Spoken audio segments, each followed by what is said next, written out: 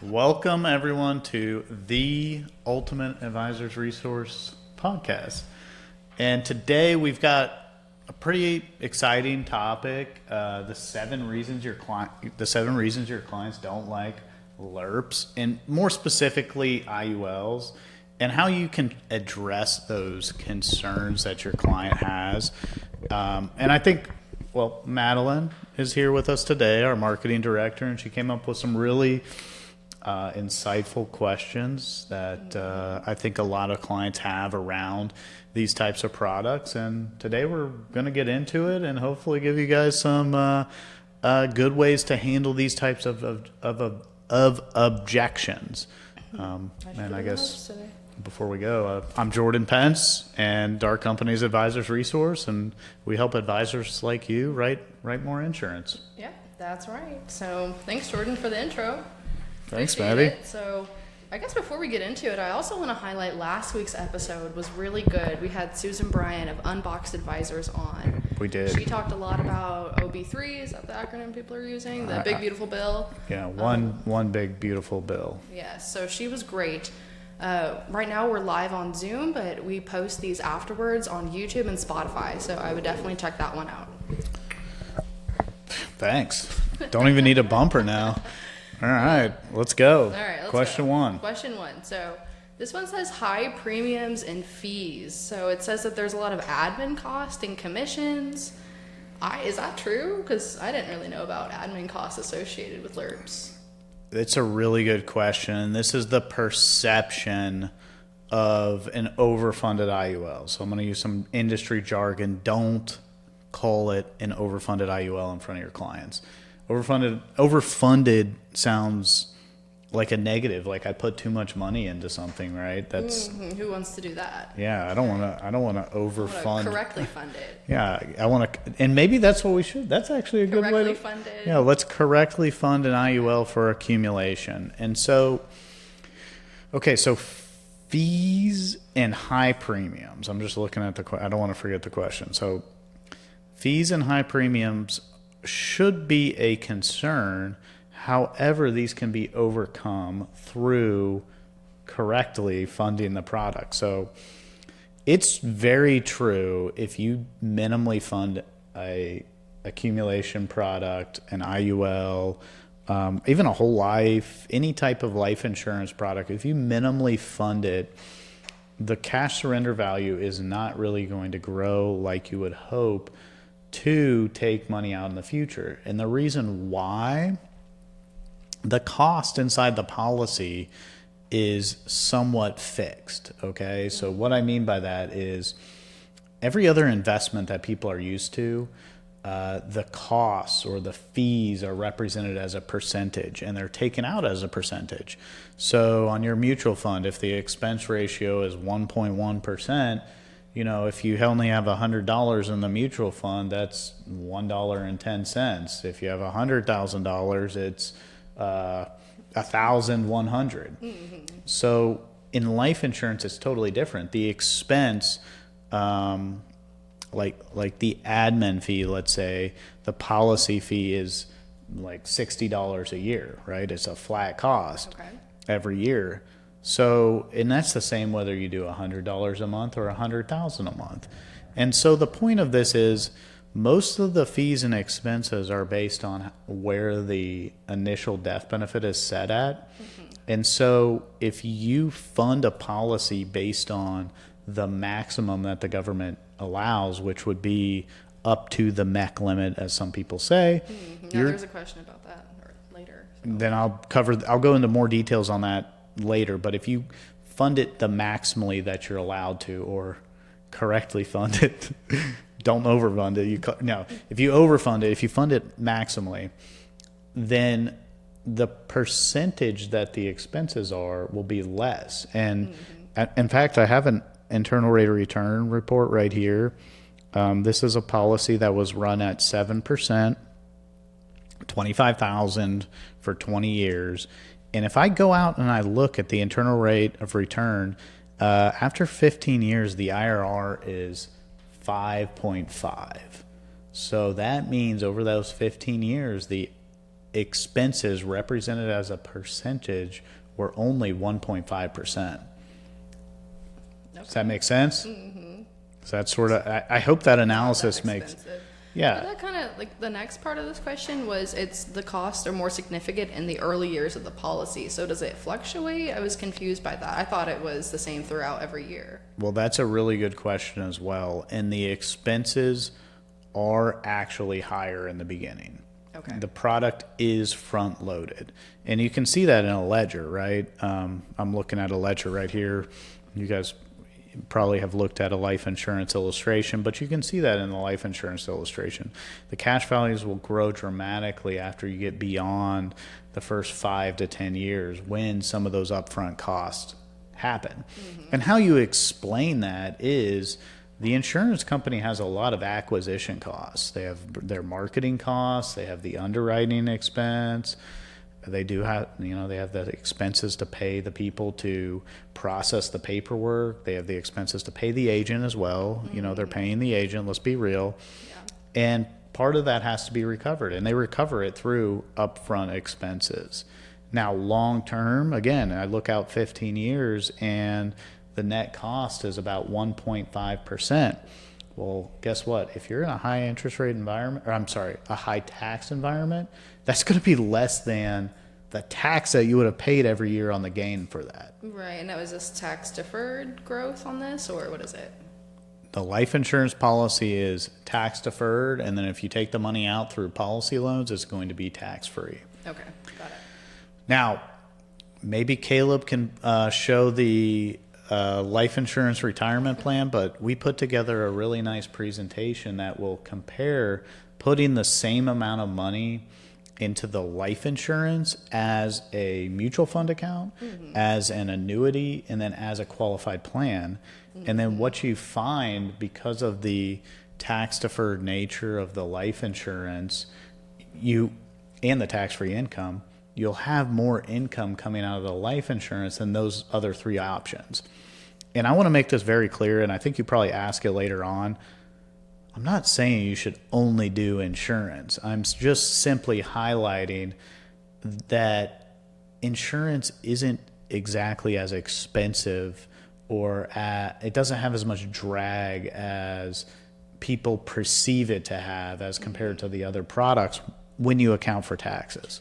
Right, and that's where this whole topic came up, is it just has a really bad reputation. That kind of goes into my next point. Well, I think it's misunderstood. I don't think it's reputationally, well, maybe it has a bad reputation, but it's because people maybe missell it, or maybe it missold, don't understand it, they look at it too early, that type of stuff. Mm-hmm, for sure. Now, is the screen shared, Caleb? Do you know if it's up for the audience?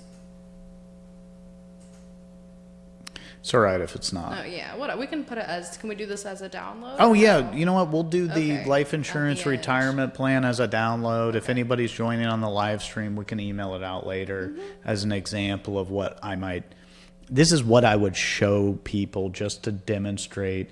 Look, the amount of taxes that you're saving offsets the expenses and the fees inside the policy. And that's the point of doing cash value insurance. You do it, number one, because you want insurance for your family, right? Yeah. Like, that's the main reason I bought all the policies that I have, because, I got 3 kids, I got a wife. Yeah. If I die, I want to make sure that they're okay financially. You don't want to turn a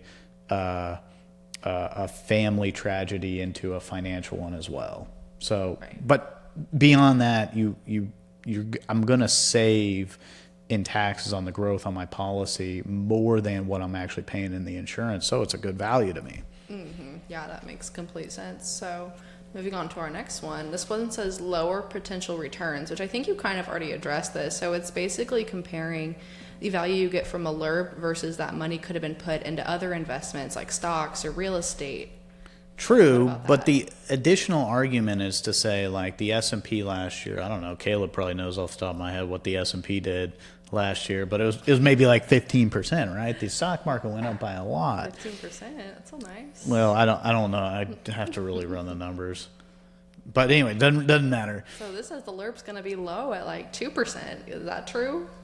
No. Okay. So you're going to earn less, and shouldn't be groundbreaking to anybody, but in an IUL, you're probably not going to grow your money as quickly as in the stock market.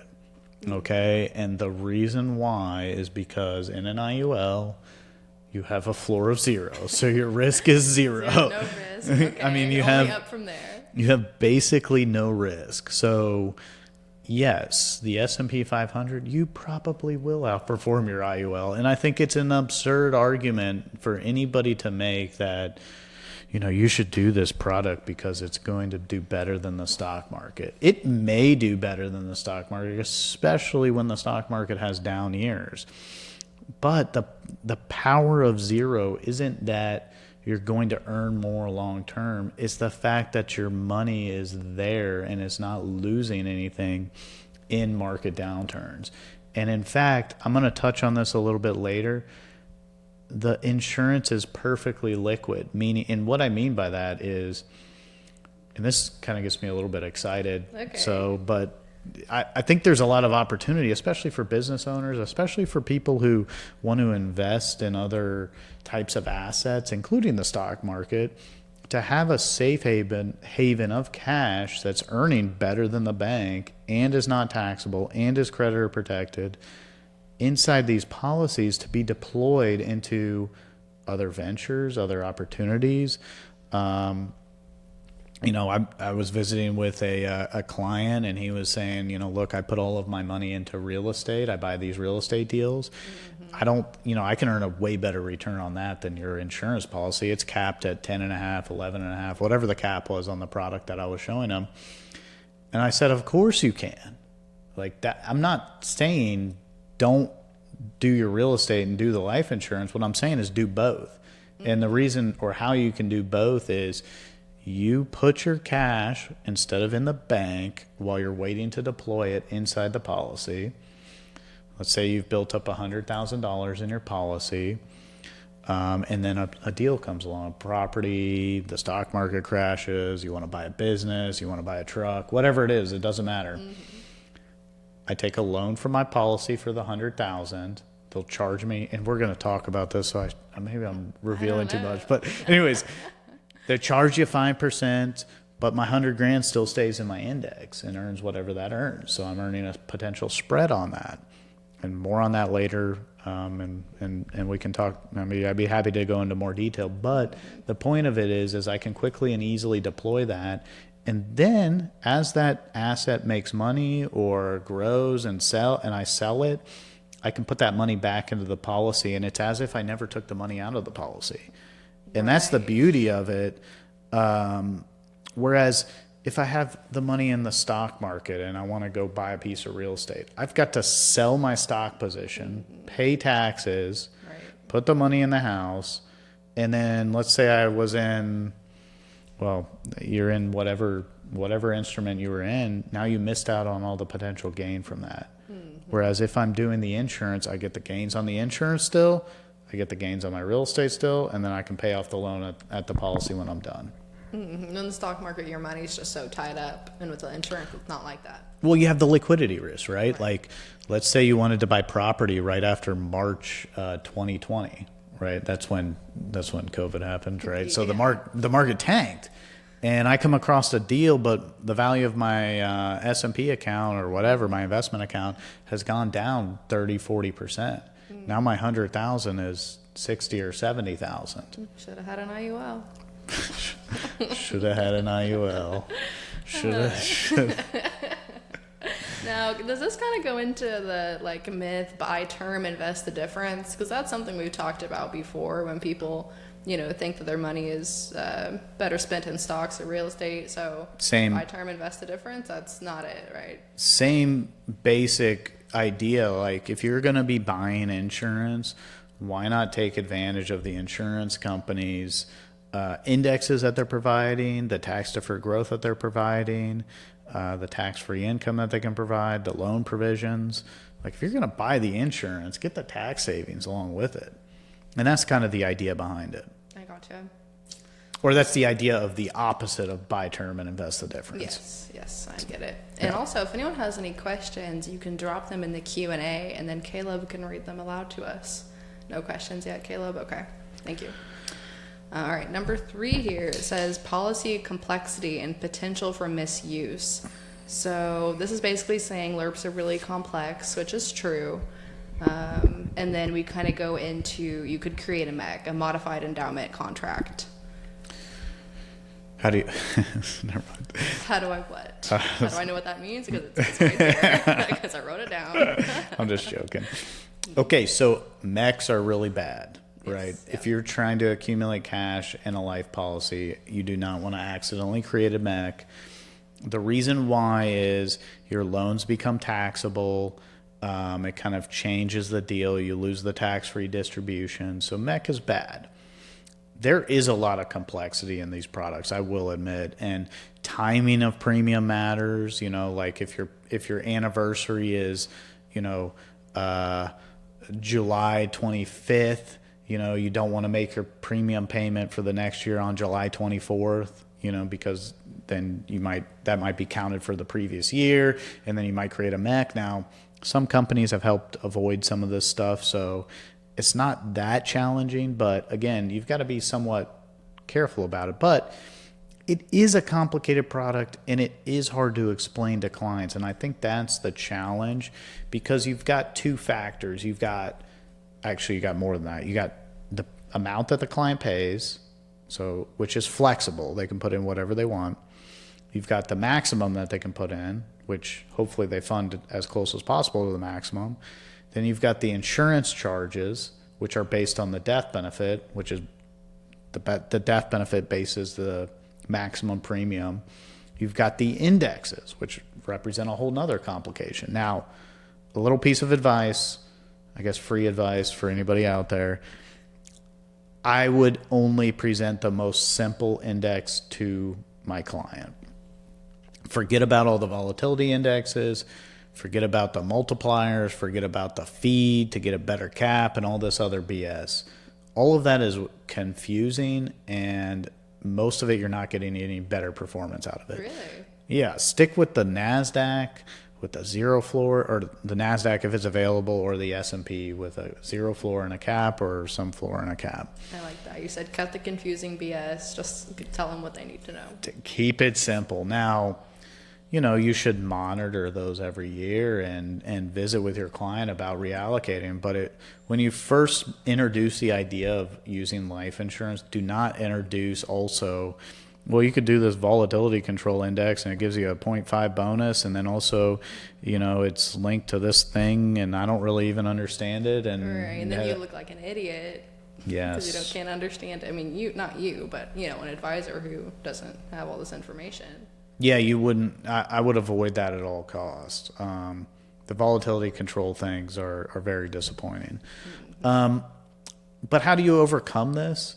You have to break it down and address the complexities and the factors around the product and say, Mr. and Mrs. Client, if you're going to do this product, the main thing that you need to know is the minimum amount of funding I want to see for this to work is a 3 to 5 year maximum payment. If you get through that, we're going to be okay. It's going to grow. You're going to be able to take money out of it. We're going to be able to do all these things. The longer you fund this at the maximum premium level, the closer it's going to be to how we originally proposed it. And furthermore, it'll probably overperform what we're seeing here. Now, again, by regulation, where the sort of maximum illustrated rate is dictated based on that, but I think you just got to keep it simple. Mm-hmm. Another mistake that I think some agents make is they focus on how much death benefit the client needs rather than the amount of premium that they could put into the overfunded policy. Right. Focus on the amount of premium that they're looking to do, and then secondarily worry about the death benefit, getting their death benefit to the amount that they need. The example that I have just sitting in front of me is a 45-year-old putting $25,000 in. That drives a roughly $400,000 death benefit. So if this particular client needs, let's just say $2 million of insurance, they're willing to put up $25,000, fund the rest of their $2 million insurance need through term, $1.6 million in term. Really? Okay. Yes, keep it simple. Thank you. Okay, moving on to number 4. This is one I really don't know anything about, but loan-related risk. What is this supposed to mean? Okay.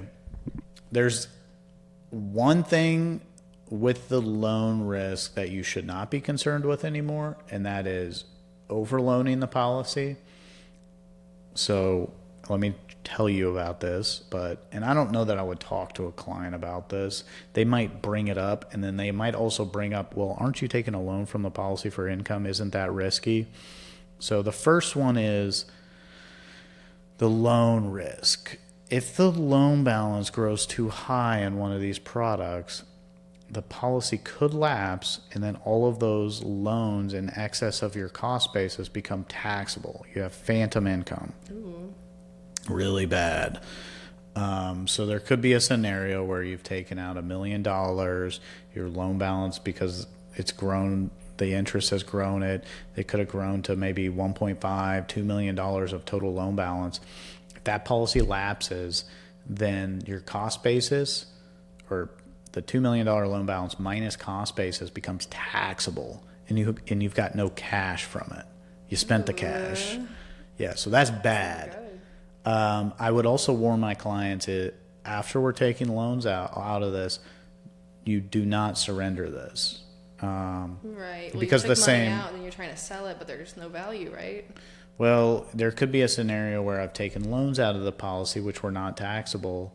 I still have surrender value, and I decide, you know what, I don't want insurance anymore, and I cancel it. Now the loans plus the surrender value minus my cost basis become taxable. So you've got to warn your clients about this problem. But the overloan thing, where the policy lapses because of too many loans, that has been solved by overloan protection riders. So part of that is protected. The client just surrendering it is not protected. So that's one thing to deal with the loans, and you should certainly bring that up, or at least mention it with your clients. And then the other part with the loans are risky, aren't they? Like, why can't I just withdraw my money? Well, part of the loan is I get it out tax-free. Now, generally, almost all index policies have 2 loan options. One is a fixed or a traditional loan.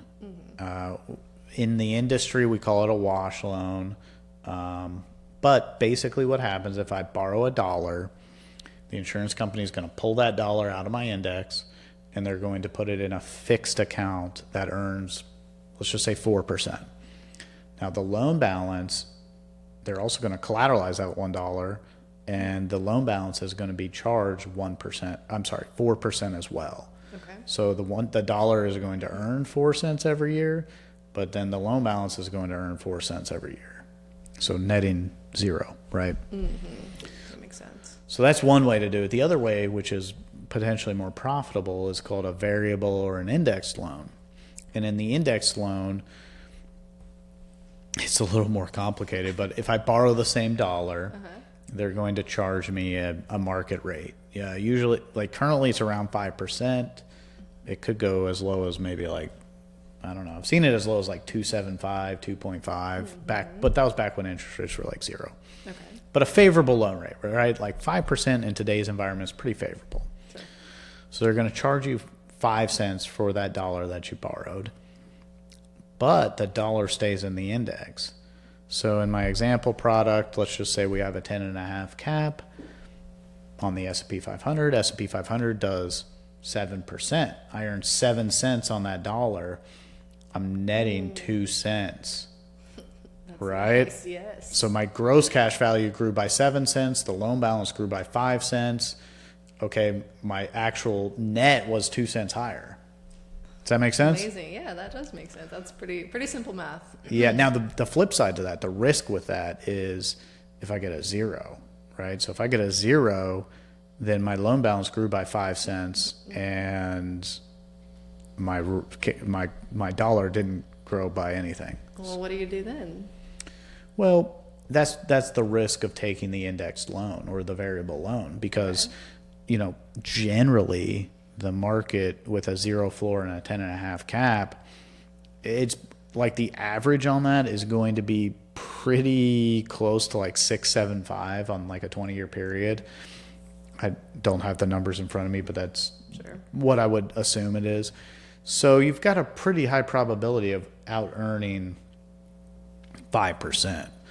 But if that happens, like you get a 0 in a year, you got to almost assume that the following year you're going to hit the cap, because I don't know if you follow the stock market, but generally when the market goes down, it usually goes up the following year or the year after that. Yeah. And the cool thing about the index as well, and this is maybe a side note, is S&P's at like 6,200 or something right now, and like let's say it goes down tomorrow to 5,000, and my starting point was at the 6,200. Well, when my index resets a year from now, it doesn't stay at the 6,200. It goes all the way down to the 5,000. So all it has to do to hit the cap again is go back up to 5,500. So I don't even have to go all the way back to like a $6,200 S&P value. I just have to go up, enough to where it's above where the point is I restarted.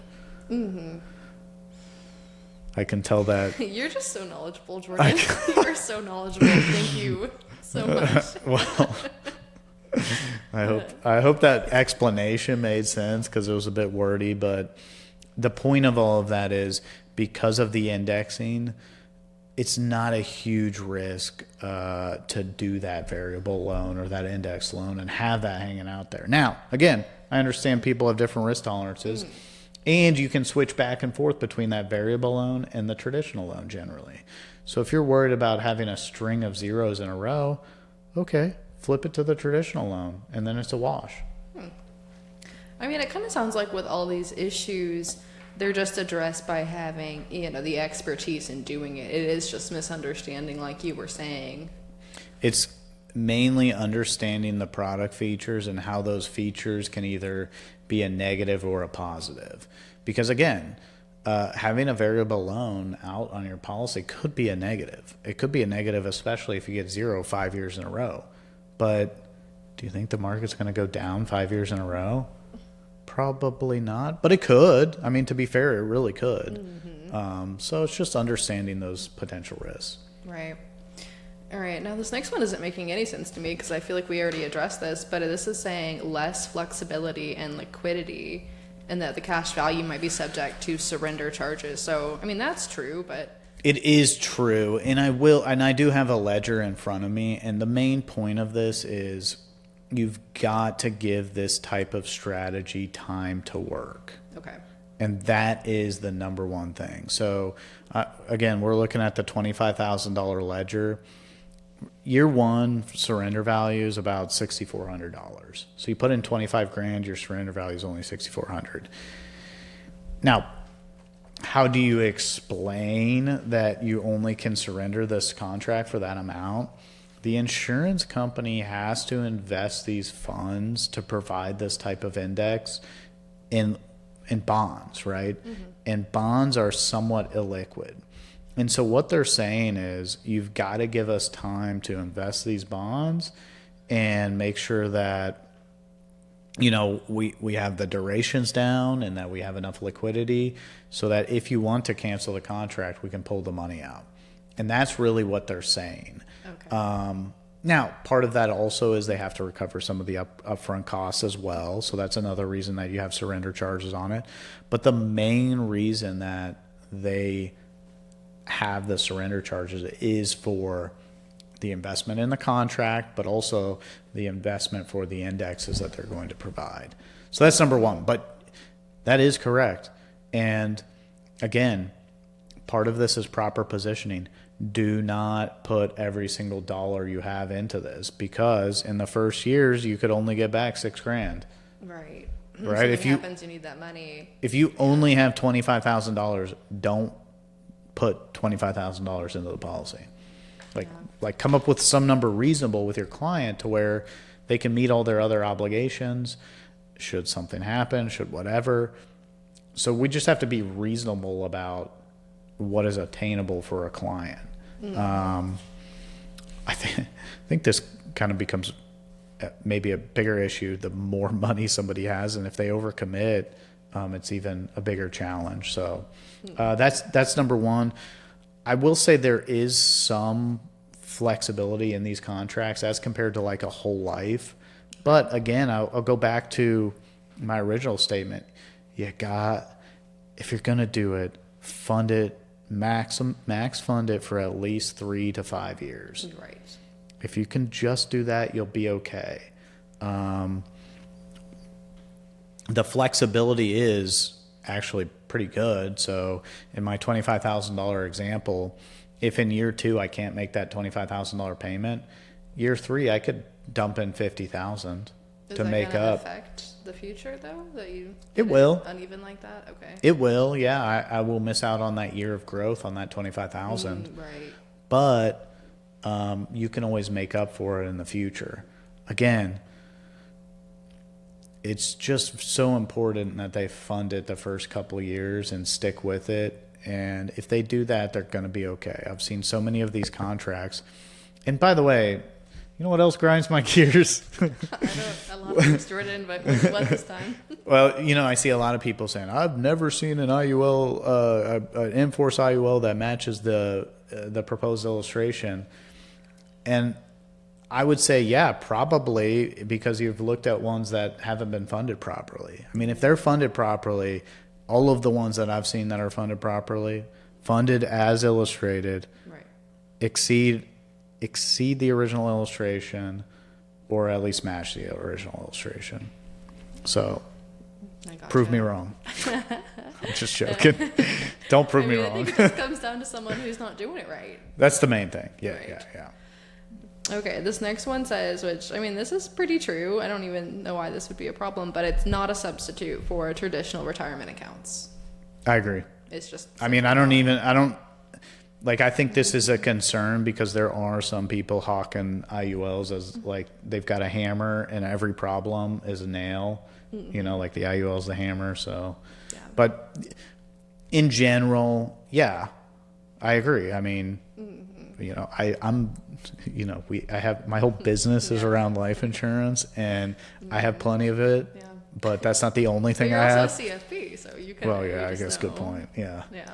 I mean, you've got to have other things. You should even tell your client, I don't want you to put all your money in this. You should have your 401k. You should have a non-qualified investment account, maybe even an annuity too. I mean, there's a lot of other accounts or products that people need that aren't just IULs. So yeah, it is not a substitute for a traditional retirement account. It's an augmentation to that. Mm-hmm. Yeah, and this even says, which I think is true, you should focus on maximally contributing to those retirement accounts first, and then add on to your life insurance. I agree. Yeah. Yeah, I agree. I mean, you should. Yeah, no, I can't really expand on that any further. Yeah, this is a dumb one. It even says like your employer won't match your contribution to it. So that's really? So true. Yeah. Really? Yeah, this one was not a good one. And then the last one, I think we already kind of addressed this, but it's the opportunity cost. So it's just saying that the LIRP, didn't generate the higher returns. Like it could have had higher returns in an alternative vehicle. You're comparing apples and oranges, and I somewhat addressed this. The index product, IUL specifically, has a zero floor. Of course, it's not going to earn as much as something where you have the potential to lose everything. Right? Like,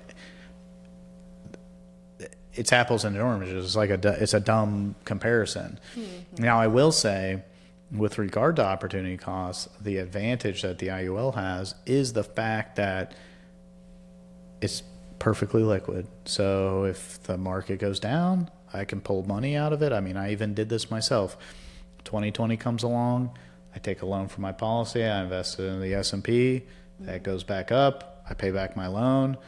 I hit the cap on my policy, and then I also made money in the stock market. It's like, How strategic of you. well, that's the advantage of having these types of products. You know, when the market dipped, my values were still where they originally were. It didn't go down with the market. The rest of my portfolio went down with the market, but that's okay, because we made up for it. But the point of all of that is, I guess I can see the question, like there is an opportunity cost to using the IUL, but it's a risk-free is a strong word. There's very little risk in an index product as compared to the stock market or whatever. Yes. You know. Yes, that makes sense. And the liquidity, I think, is the biggest thing. That's why I do it myself. I mean, it's perfectly liquid. If I want to buy something, not something stupid, I'm more talking like investments, not like You've been talking about that boat. Yeah, I was about to say, not like a boat. I would never buy a boat. What? I'm just joking. The SSARC.